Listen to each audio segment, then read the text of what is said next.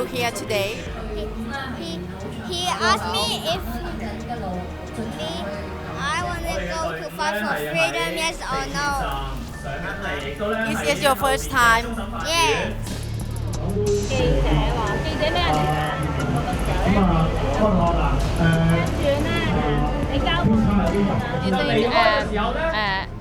every Hong Kong have to ask for the democracy now. And you want your kids to learn from very young about this democracy, fighting for freedom. Yeah, they have to know why the people ask for the democracy and why the people come here and what is happening in the society in Hong Kong. 黃土，還我淨土，還我淨土。We have a rally today in To Kwa Wan and going to Hong Kong. Our main demand is to set a cap maximum number of incoming tourist number to Hong Kong because there is an influx of Chinese tourists to Hong Kong and this cause disturbance and very nuisance to our community.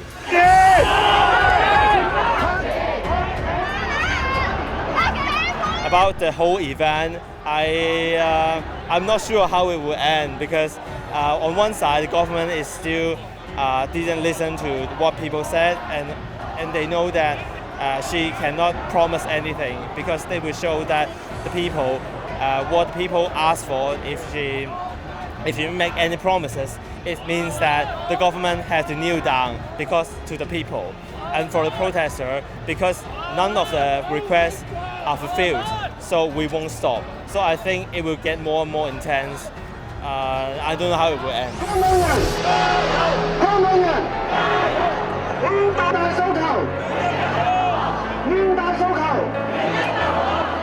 We think that Hong Kong citizens should come out to vote for what they have to fight. For example, the freedom and the human rights they should have. Yes. It's been 11 weeks already. Do you come out every week? Nearly every week we will come out. I agree that the one country, two system.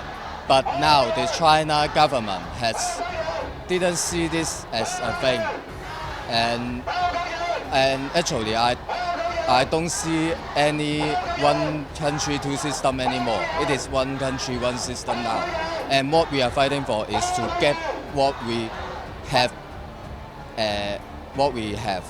the freedom and the democracy. Actually, the one country two system.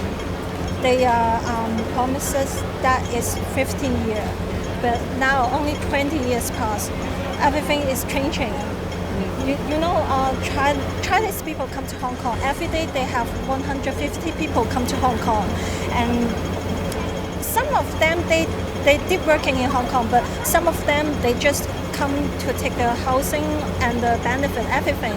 They took from us. And the youngest people like us, we can't afford our place to live. We can't afford everything because they took it. We wait for so many years for the government housing, but maybe they just come here for 1 year or 2 years. They can have the housing. It's not fair. Yeah. Not fair. Really, really. If the Chinese government can keep their promise for one country, two system, that's fine. But actually, the government is doing something to strengthen our freedom, our right. So we need to come out.